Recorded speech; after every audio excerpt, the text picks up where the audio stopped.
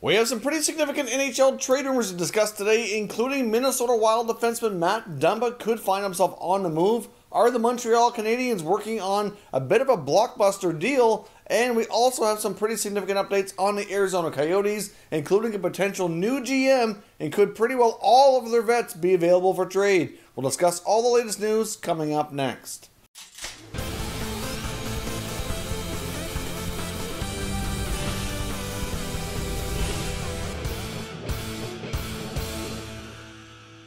So welcome back to another video here at Top Shelf Hockey. Now, as I mentioned, we have a lot to cover today. We have some pretty significant rumors around some pretty potential big trades that we could see in the near future in the NHL. But first up, I have a couple quick little news updates. Obviously, we've seen a lot of head coaches either be hired or interim tags removed lately. We do have a quick update on San Jose Sharks head coach Bob Boughner. It is believed that he will be given a full-time job there in San Jose. He's been interim for quite some time, of course, since the Sharks were not part of the 2014 return to play.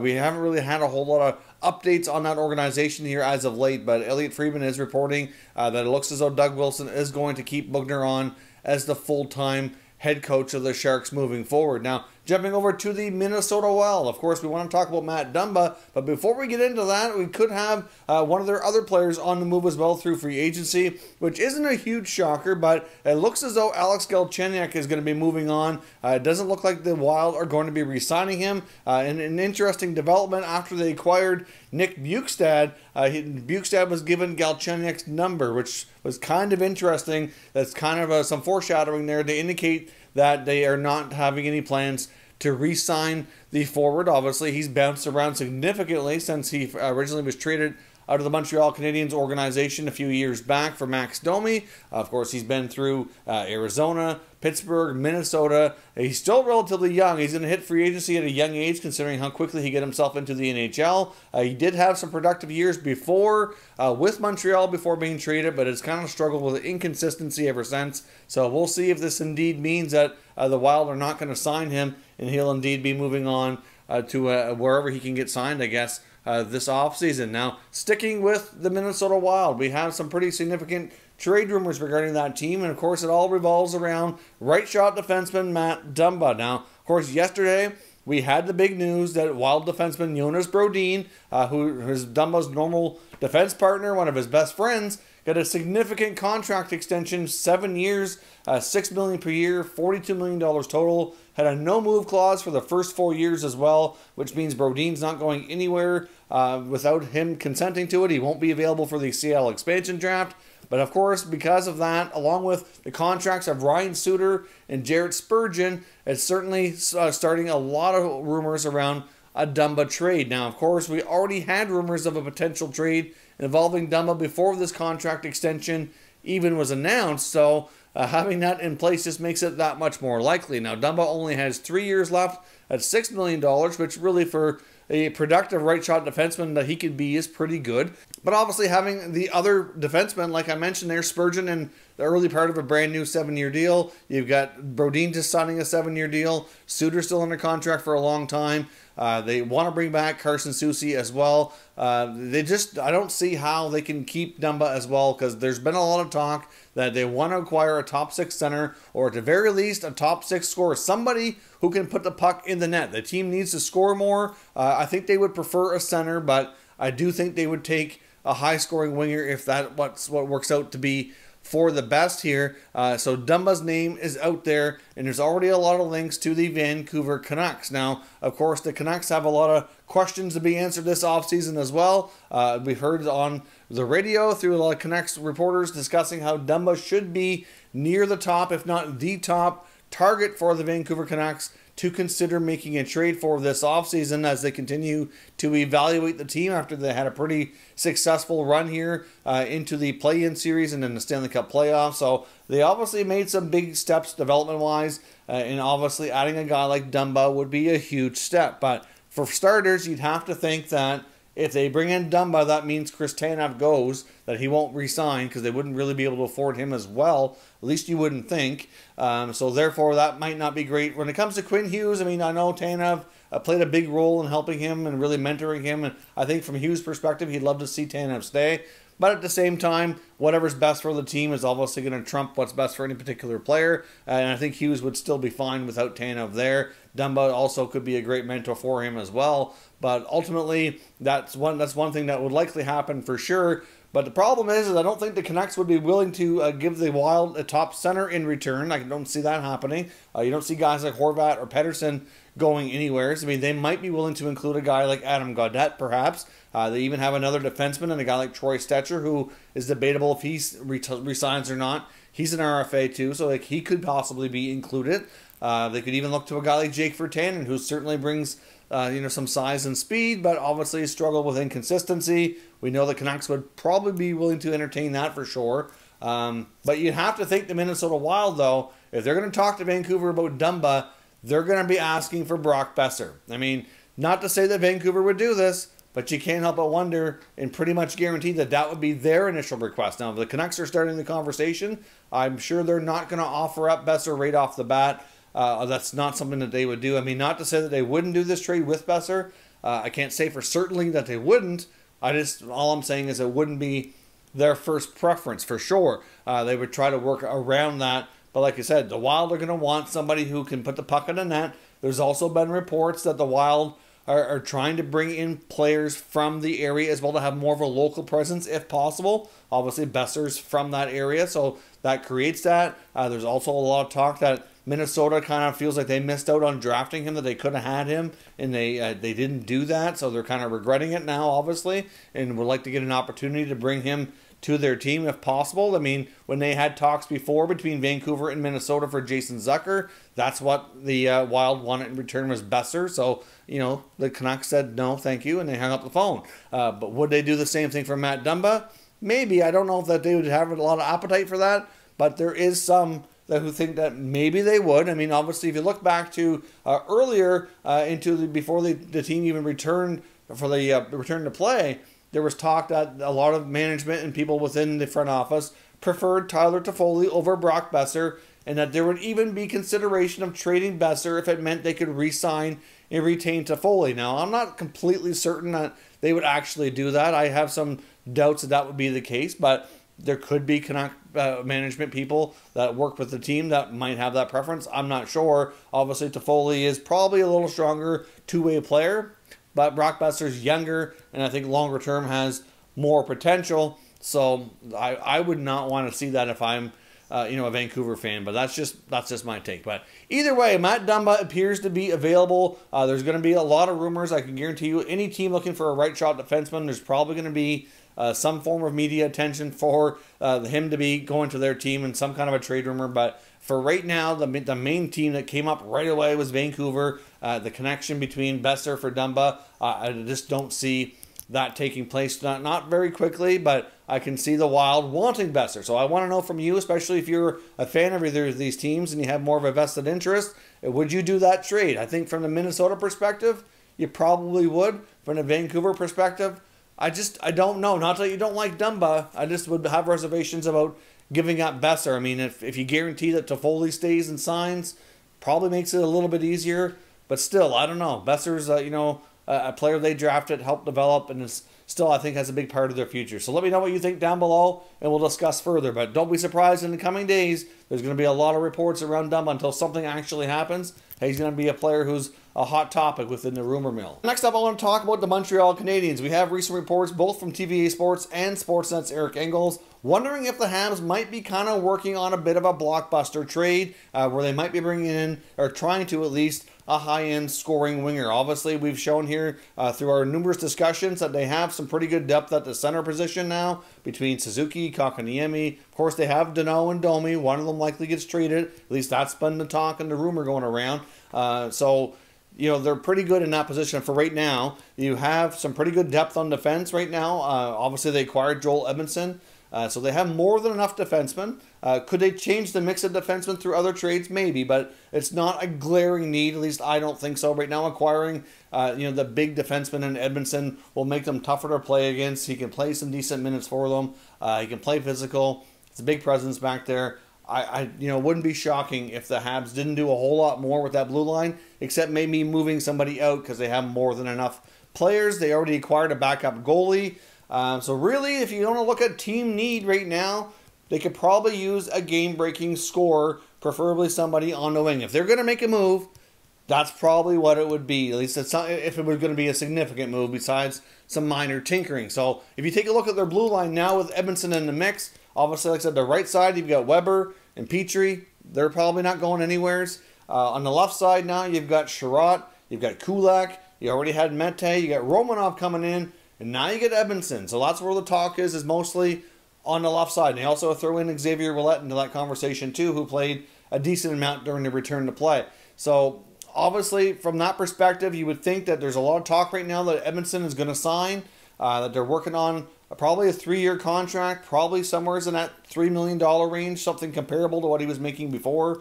Obviously we don't have the exact figures, but that's the talk right now. So if they signed Edmundson, like I mentioned before, I would think that Sherratt would probably be their preferred left shot D to not be traded. That you're probably looking at either Victor Mete, possibly Brett Kulak. You could even throw Noah Juleson into the conversation. He's been a younger defenseman who's battled a lot of injuries and hasn't been able to secure himself a spot here as of yet too. So it's possible they could package up one of their centermen, like a Domi or Danault, who both have different reasons for being unhappy and have been rumored to be traded.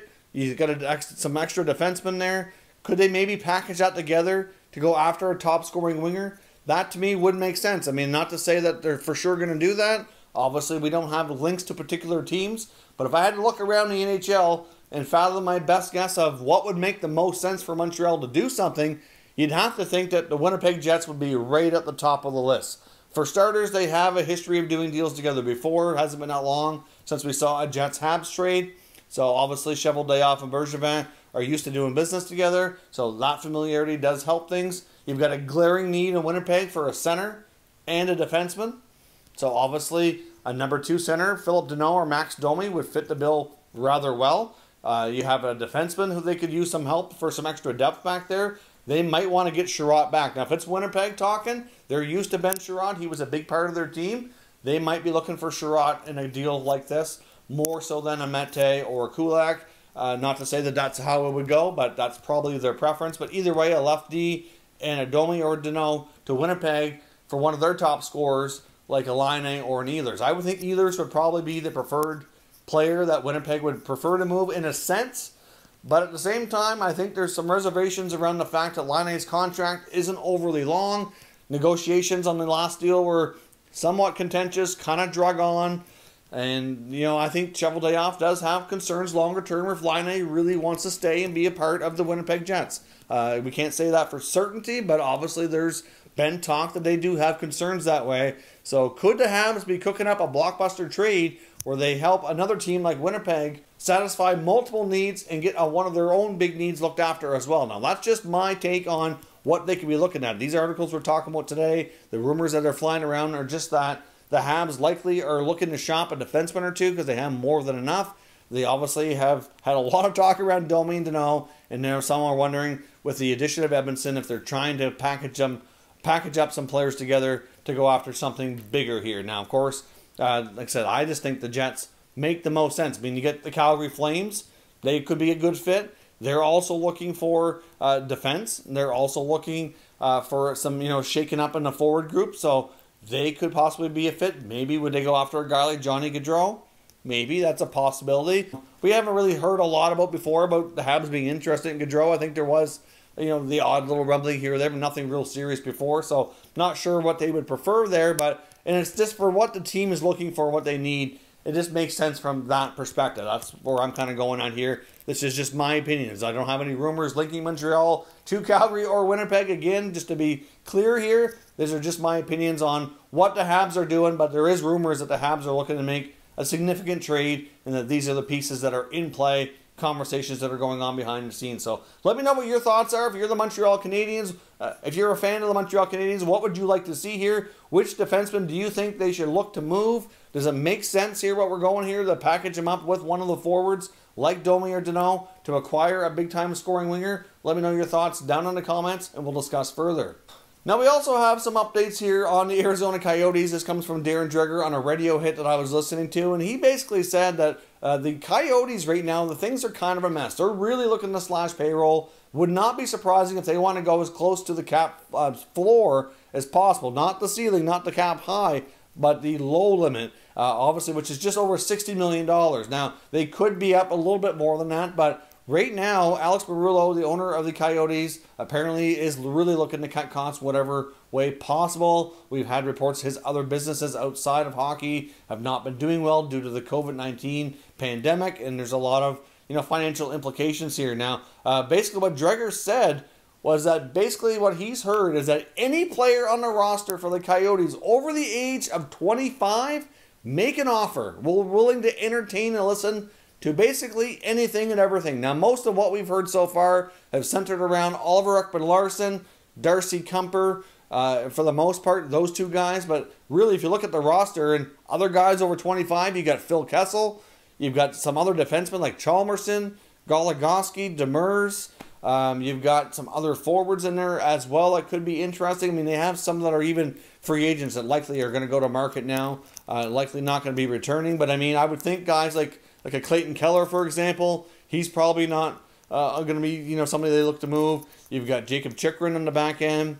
Would they consider moving Antti Ranta? I mean, they need somebody to play in that, but I would think if they trade Kuemper that Ranta likely would stay. Kuemper's going to get him a better return right now. But it's just kind of surprising to see where things are going. Now, we did have other news on the Coyotes as well, that Bill Armstrong, who is an assistant GM with the St. Louis Blues, and I believe he's also the director of amateur scouting, will be likely the next general manager of the Coyotes. That they're not going to be going with interim GM Steve Sullivan. That apparently the Coyotes have made an offer to Armstrong. The deal's not done yet, so it's not 100% confirmed, but that they're currently basically in a negotiating process. And if they can work something out, and if he accepts the job, that it's his to take. So we'll see what happens with the Coyotes, but will he be a very, very busy man right from the get-go here, taking kind of orders from ownership to ship out as much as you can? I would think they're going to probably have a lot of entry-level deals. They're going to have some contracts